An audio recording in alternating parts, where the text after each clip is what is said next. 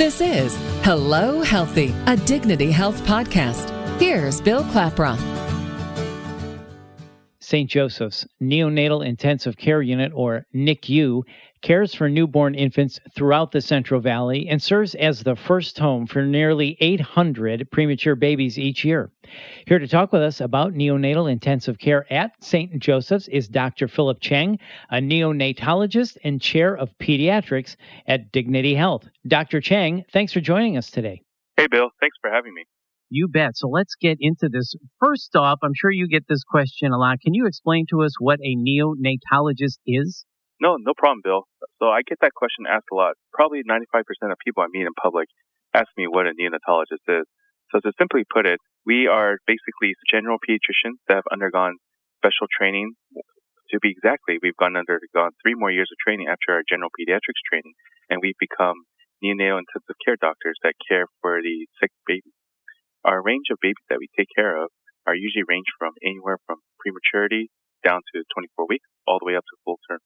So tell us, how does the NICU differ then from a regular ICU? Well, the NICU differs from a regular ICU is that the population that we take care of. Babies, as you know, they come with a different set of, mechanics and body physiology that's not known anywhere in the field of medicine besides neonatology. How this differs is that, babies are, they're just not little adults.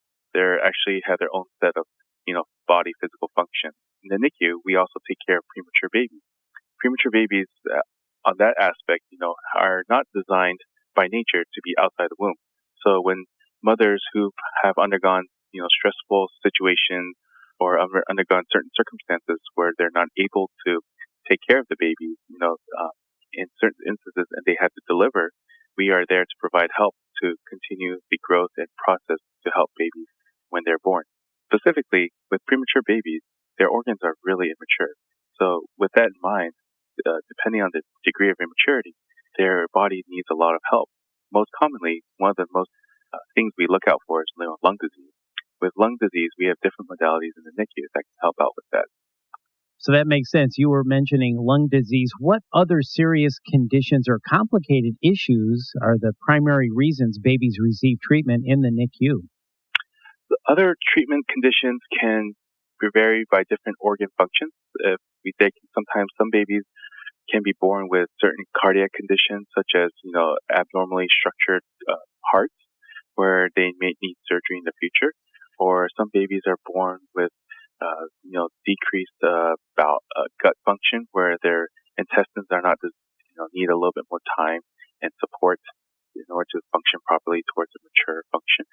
Other things we watch out for is that we also watch for infection. With these population of infants, their immune system is quite vulnerable.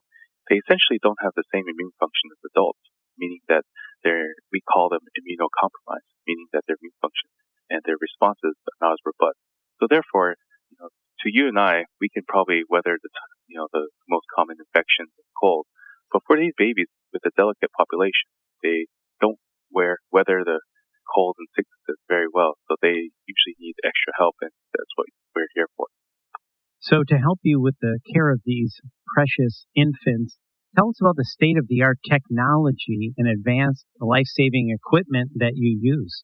So part of life-saving equipment, one of our bread and butter is with pulmonary diseases, is that we have many modes of ventilation here at St. Joseph. What do I mean by ventilation is that, there's ventilation refers to the actual breathing exchange of, respiratory gases that occur. Just like when we breathe out the carbon dioxide. So with that mode, we start out with, nasal CPAP, known as continuous positive airway pressure, for the baby that can go through that looks like a nasal device that goes through the nose to help the babies exchange air. When babies are in more need of support, what we do is we do a procedure called intubation. What that entails is that we gently insert a breathing tube into the right position in the airway to provide breathing support. After that intubation procedure is performed, we connect the breathing tube to a machine. Now, that's where the state-of-the-art technology comes in. There's different modes of ventilation we have. The first mode is that we start with, going from lowest to highest. We have conventional ventilation that are designed for neonatal infants. Then after that, we have high frequency. High frequency allows us to take care of the really, really sick infants that need a really lot of help. Usually, the infants that need a lot of help are usually those infants that are born very premature, that the lungs are not quite ready to function yet in the real world. So we're there to help and give them support. In addition, we also have one mode of ventilation that's very unique to us here at St. Joseph. We call it NAVA for short, N-A-V-A. What NAVA stands for, it stands for Nearly Adjusted Ventilatory Assist.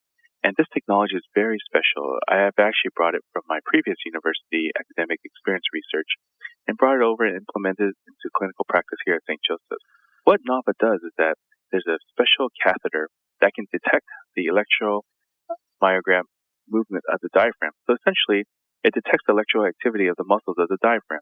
And with this, being that the diaphragm is the biggest muscle for breathing, we use that signal and synchronize it with the breathing machine for the infant.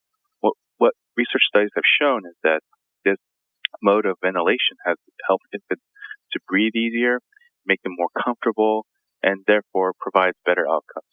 One of the outcomes we have seen at St. Joseph is, better times, less time with the breathing tube in their mouth, and therefore that leads to better outcomes especially with airway, and also less chances of infection.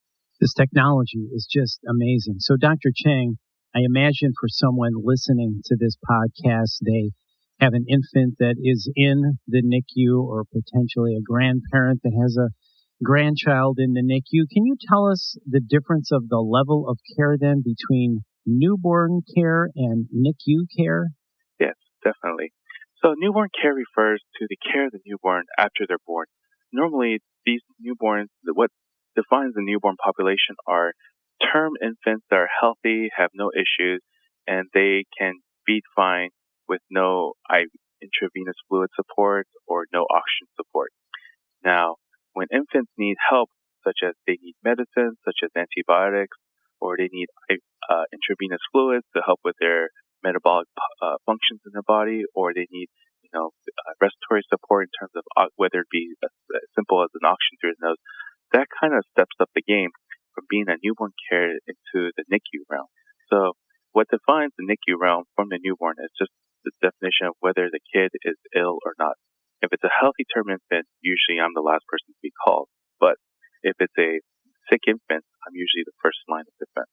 Gotcha. So after care is done and the young child is healthy enough for discharge, can you tell us about the parent room to help ease the transition from hospital to home before discharge? Oh, yes, definitely. So a lot of times, especially with premature babies that have been in the NICU for up to 1 or 2 months, they haven't never seen home at all, and the parents never been in a home environment with them. This sometimes can create a lot of anxiety and a lot of unknown things for parents. So to help with the transition from the hospital to the home, we have a program here at St. Joseph's to help with what we call the rooming in program to help parents ease the transition towards discharge. What this consists of is that when we know that the patient is going to be discharged the day after, tomorrow or tomorrow, what we would do the night before is that we would have the parents stay in one of our rooms, the individual single room with the baby, with nursing care on standby, and this kind of simulates what it would be like at home with the baby with no monitors, but however, nursing care will be on standby just in case if anything were to happen. What this does is that it allows the parents to simulate what an environment of a home environment would be like outside the NICU. And from the feedback I've gathered from parents, they tremendously love this program. Any baby can qualify for this program. So whether it be a term baby or a premature baby, if the parents request that they would love to have a rooming in session before they go home, just to gain more confidence and decrease anxiety, we definitely offer it to the parents. Well, Dr. Cheng, thanks for your time. And for more information, please visit dignityhealth.org/Stockton. That's dignityhealth.org/Stockton. This is Hello Healthy, a Dignity Health podcast. I'm Bill Klaproth. Thanks for listening.